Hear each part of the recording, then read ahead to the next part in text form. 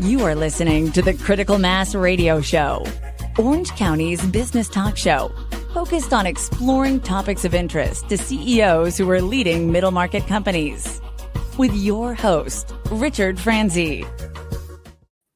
Hello and welcome to Orange County's longest running business talk show. And I'm your host, Rick Franzi. And we have a great show planned for you today. Why do you ask? Because Nicole Sanchez is our guest. She's the founder of the Bella Foundation. Nicole, welcome to the show.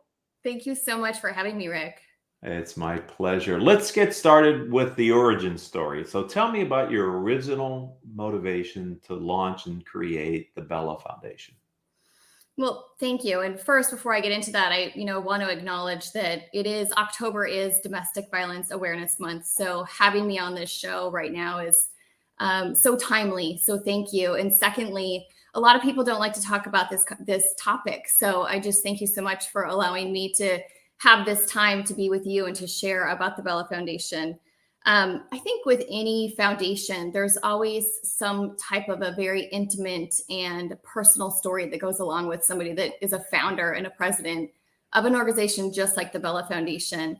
And the motivation, I guess, would be to be a role model and to allow people to see that you can come out on the other side.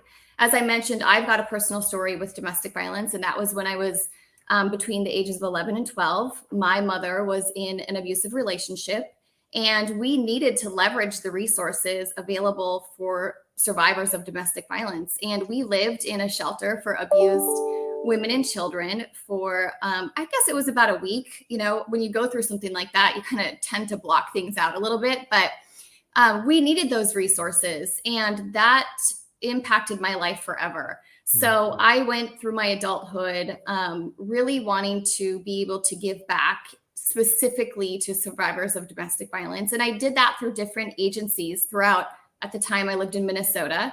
And then when I moved to Orange County, I also was part of different agencies. And then in 2019 is when I said, okay, let's do this. Let's just do this. And let's see if we can make the Bella Foundation something that is really a legacy for my daughter. So the motivation, to answer your question, really is to take a stand and to be a role model for my daughter, for little girls like her, for women just like me, men, and children, so that they know that they, on the other side of domestic violence can be something very beautiful. So I'd like to continue to explore the Bella Foundation, but I also know that you're a professional in the construction industry and you're an author and a podcaster. So we're going to put those conversations a little later in the interview. I just want to, so what was missing in the ecosystem to support people that are victims of domestic violence that you identified and you kind of created the mission for your organization? Yeah, that's a great question. And I don't know that there was anything missing. I just knew that I wanted to be able to give and love people on a different scale. So for me, being able to, just be the founder of my own organization and to have that legacy be for my daughter and for any other little girl that is inspired by it or woman that is inspired by it, there wasn't anything missing. It was more about what did I think was important, that I felt like that I could stand behind and be purposeful about. And that happened to be, the whole part of what we do for the Bella Foundation is all about getting women back into the workforce. If you may know this, but women typically don't have the means to be able to be, financially stable for their family. Mm-hmm. So one thing that's been super important for me is that we take a stand and we're able to show women how to get back into the workforce. So using job placement resources, professional clothing. We just did a Hang It Forward event where we have so many clothes that we're able to give to women to be able to show up for an interview. Oftentimes these women leave and they don't have anything except for maybe the clothes on their back. So to be able to give them a suit or a couple of suits for a week or 2 weeks until they're able to get into their home, to get them back into the workforce, feeling comfortable and confident and presentable in a professional environment.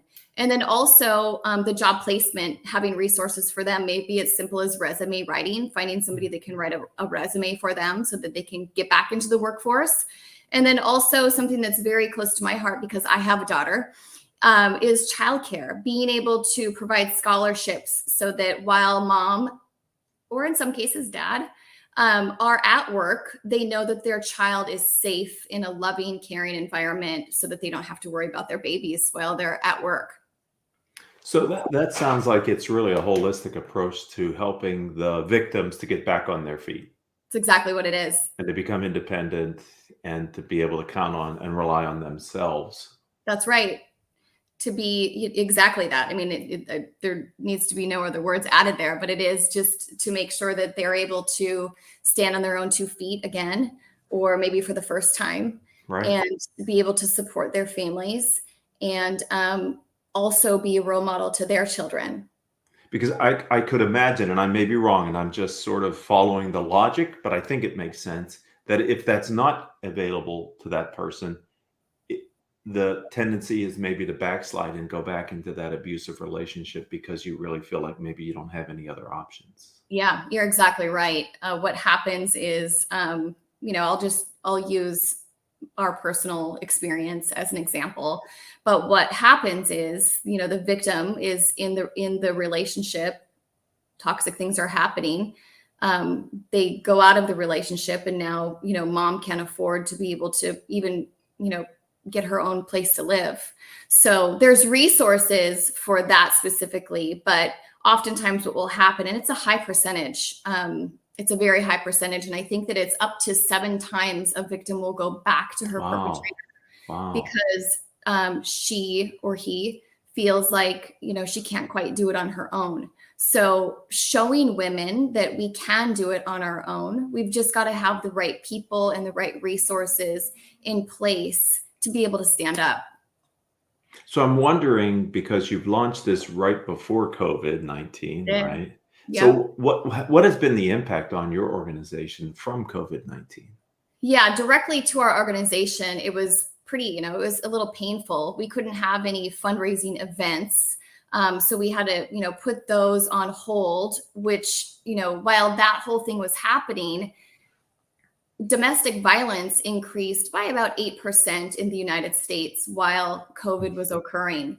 So that's a big deal. I mean, there's people stuck in their homes with their perpetrators. So domestic violence is increasing, and we couldn't get out to do any type of events to be doing fundraising. So we had to be a little bit creative, but we came out swinging this year. We had a really good couple of golf tournaments that were fundraisers for us. We had our Hang It Forward event, which was a great event for us, not just from a monetary standpoint, but, I've got a warehouse full of clothes that I've been able to donate to different agencies throughout Orange County. So yes, COVID, was a little quiet for us at a time when I know that people needed us so badly, but we're able to come out of it, and we're coming out strong. So I think we're good. So I'd like to ask founders of organizations, companies, firms, nonprofits, over the years, have you had any pivots in the organization that have kind of put you where you are today? Is maybe different than when you first had the inspiration to start the Bella Foundation? Yeah, that's a great question. So when I first came out with the Bella Foundation, I wanted to be everything to everybody. I was like, all of the resources, let me just figure out how to get everything to everybody that might need something. I just had a heart. I had a heart to help people and to support people. So I was like, let's just do it all. Well, you can't be everything to everybody, as you and I were just speaking about. So we had to kind of take a step back and be very aware of, what am I passionate about? And that's exactly what you and I just spoke about. That's about being a woman that is able to support her family. So that's where we were able to pivot from being the resource to everybody for everything to, no, we're going to focus specifically on resources for a career so that a woman can get back into the workplace, so she can get her child in safe childcare, and she can show up with, a nice outfit and feel confident and presentable in her workplace. So that was the pivot. So, This is a very empowering story because the legacy of the memory of what you went through is multiplied by, I would imagine, the many children that are from families and homes that have domestic violence. And Mhm. so the ability to demonstrate a willingness and an ability to get back onto your own 2 feet, that not only impacts the individual, but it also has, I think, the reciprocal or the downstream impact on all the children that may be going along with that and seeing how they were able to become a survivor rather than a victim. Yeah. So it sounds like you might know a little bit about domestic violence, but it can be generational. You're exactly right. So what can happen is I stopped the cycle. My little girl is not going to see that type of behavior. My mom did the best that my mom knew to do, and I'm super proud of her because she did get us out of that situation and she stopped the cycle after we had already experienced it, right? But nonetheless, she got us out of it and we never had to go back to that type of environment again. I am breaking the cycle for my daughter. And if not, it can be generational. It can carry from my generation to hers, to her children's children, and so on and so forth. So I think when we as parents or caregivers or, aunts and uncles, whatever people might be, keeping that in mind in what we're doing for the children that are looking at us so closely. They're looking at us so closely and they're looking for us to take the lead and to show them how life is supposed to go.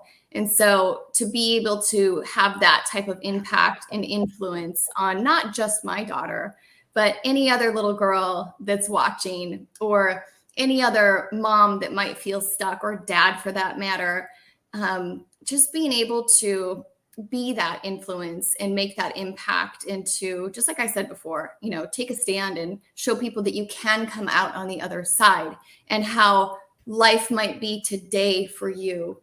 It doesn't have to stay that way and it doesn't have to be like that for your kids. So let's talk about tomorrow and the vision you have for the Bella Foundation. Yeah. So I think right now, now that I had to do that pivot and kind of realize that I can't save the whole world all at one time, but I can certainly make a difference and make an impact.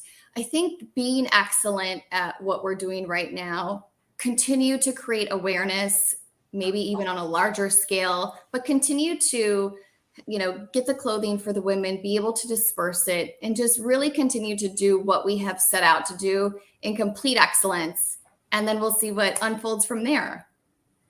Yeah, you never know what the future holds, but certainly the impact you're making is valuable and needed. And I want to thank you for making that decision to take your time and talents and treasures and focus in this area. Appreciate it. Absolutely. Let's change our focus a little bit because in addition to running the foundation, you're also a professional who's working in the construction industry. So tell us a little bit about your professional life. Yes, thank you for asking that. I would be remiss if I didn't talk about my profession in the construction industry. I work for a great company called CW Driver Companies. We're a general contractor here in Orange County. We service Orange County, LA, San Diego, Inland Empire. So I have been blessed to be able to work with them for the last 9 months or so. I've been in the construction industry for going on 9 years, which has been interesting because I didn't come from construction. I came from, I spent 17 years at Wells Fargo. So it was a bit of a transition for me to go from that world to this world of construction, but I love every minute of it. It's fascinating. I work for a great company and I do the thing every day. And what do you do for CW Driver? I'm a director of project development. So my job is basically to acquire a business for our, it's called Driver SPG. So there's CW Driver Companies is an umbrella of companies. CW Driver is our flagship. They handle all large build projects. And then Driver SPG, which is where I'm focused, handles tenant improvements, renovations, smaller new builds. So my job is to bring in the work with the team, and execute everything. So that is interesting. When one thinks of a construction industry, they probably have an image of a hard hat and people up on whatever, and there you are out there looking for a growing CW drivers division. That's fantastic. You must. What is it about the construction industry that you so enjoy? I mean, have you ever been to a dirt lot and there's nothing there? Uh-huh. And then magically within, a year to 18 months, there's a fascinating structure standing before you. Right. I Yes. think it's pretty cool. Or Yeah. to be able, like now that I'm in tenant improvement and renovation, which is a little bit of a different world from where I came from, but being able to work with an architect and have them, have this vision of what this space is going to look like. I don't have that type of creativity. So to be able to work with people that have the vision to completely transform a building is fascinating. It is, and it's so tangible. To your point, Yes. you can touch it, you can see it. It changes. Um, it's a nice reality check for the work that you do. I also know that you're a published author, so let's discuss your book, "The 17 Undeniable Traits of Leaders in Construction." First of all, what was the motivation to even take on this project? How did you come up with the content? Tell me what the big ideas in the book are, please. Yeah. So the book came from, let's see, I was launching a marketing strategy for the company that I was with prior to CW Driver. And within that, I was talking to all kinds of leaders throughout the construction industry. And I was having these amazing, powerful conversations. And I thought, these conversations, probably something like you, Rick, these conversations need to be recorded, right? Mm. Like people need to be learning from this conversation that I'm having with this person right now. So I started first the podcast. So that podcast then turned into a book. So I took 17 of my episodes, and if you looked at the book, or if you haven't looked at the book, you'll have to go check it out. But I have each of the chapters has a nugget that I took from one of the episodes, and I turned that episode into whatever it was. So for instance, another little plug for CW Driver, but our president, Carl, is in chapter 5, and he talks about trust. And so I have his quote as the header of chapter 5. And then the whole chapter is about being your word and building trust. So that's where it came from. I was just having conversations, turned it into a podcast, and then turned that podcast into a book. What a great way to do that. There's a strategy blog to book where you write a bunch of blogs and then you organize them and you take a book, and you did a podcast to book strategy, which is repurposing the content and probably making it accessible to people who maybe wouldn't have had a chance to hear the interviews on the podcast. They're probably self-reinforcing now, I would think, the book and the podcast. Yeah, there's a little bit more content in the book that was some of my thoughts as well. So like I said, I would just take like something that really landed with me during the conversation, and then just elaborate throughout that chapter on what my thoughts were, trust again, just as an example, what my thoughts were on trust as a leader and how we, establish trust and what the impact of that is to our teams. So it was a fun project. It was a long project, but it's out there. So thank you for knowing that. So I love to ask, authors, from the time you had the first inkling of an idea that you could write this book, to when you held the book as a finished product in your hand, how long did that take? It was about a year. About I a had year. started a draft that was not even actually how the book turned out. It was a little bit more philosophical, and I'm not even a doctor or anything like that, but I do have that side of me. So, scratch it and then just kind of go, okay, I already have the content. Like I just said, the content's already there. I just need to elaborate on a few things. So it took about a year, and I'll never forget the day. It was actually my birthday, and my husband had it's on Amazon. So my husband had he had sent me the draft of the book. And so I opened it up on my birthday, and there was my book, which was, I think oftentimes people say, I should write a book. And I said that for years. And I didn't know if I would ever write a book. I, thought about it, and I thought, yeah, I could probably write a book. And then when you actually do it and it's in your hand, again, that tangible thing that we were talking about, it's pretty remarkable to just go, yeah, I mean, I wrote a book. You can't underestimate what that accomplishment is, because a lot of times in my experience, people who feel like they have a book to write, when they actually put their ideas down, sometimes they realize they don't really have a book, they have an outline. And they Yes. may lose the motivation to work hard to turn those ideas into the finished product, because like you said, many times your first draft isn't any resemblance to what the finished product is. Not at all. And my first draft was actually probably, a little self-absorbed. I think sometimes people think like, wow, look at my life. I could write a book, right? And that was me as well. I thought, well, my life, I could definitely. And so I wrote my life, and it was maybe 10 pages. So so that definitely had to go out the window. So my life didn't work out. So, and so that's all too common, ladies and gentlemen. But if you think you have a book in you and the world needs to hear about it, you have to persevere past that first maybe disappointment of, well, this isn't what I thought it was going to be, and make it happen.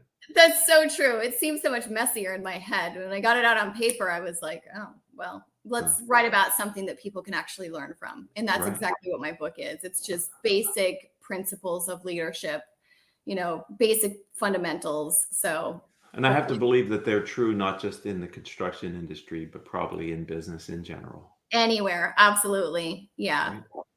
So if someone would like to connect with you, learn more about your book, learn about the Bella Foundation, where do you suggest they go? I would check me out on LinkedIn first, Nicole Sanchez on LinkedIn. If anybody's interested in the Bella Foundation, that's thebella.org. That's the website. We have Instagram as well. The Bella Foundation is on Instagram. So, but the best place would be LinkedIn. So if there was one thing that the Bella Foundation could benefit from, the audience that's listening, is there one area that the organization does have a need that people could help you with? Yeah. So as I mentioned, right now we have a very healthy, storage of clothing. So we're good on clothing for the moment, but in any foundation, I think that fundraising, it's challenging. I don't know if anybody's ever, if you've fundraised for anything, Rick, but it's a challenge, and we can always use the funds to be able to support, especially the scholarships for children to get to childcare. That's, it's an expense. I've got a child, and, a lot of people listening probably have children too. And it's not a light expense every month. So I would, to answer that question, the funds, we need to be funded. Well, let's hope that happens. A little bit off of the show and your appearance here. I really appreciate you being on the show, Nicole. This has been very enjoyable. Thank you. Thank you so much. I really appreciate the opportunity. It's been fantastic. And I'd like to thank the audience. You've been a part of Orange County's longest running business talk show. Nicole's episode was episode number 1405 in our catalog. And if you're an Orange County entrepreneur and you would like to tell your story, then reach out to me on LinkedIn. I'm Rick Franzi, RICFRANZI, or you can visit my website, which is the same thing, rickfranzi.com. And until the next time we have a chance to be together, I hope all of your business decisions will move your company in a positive direction.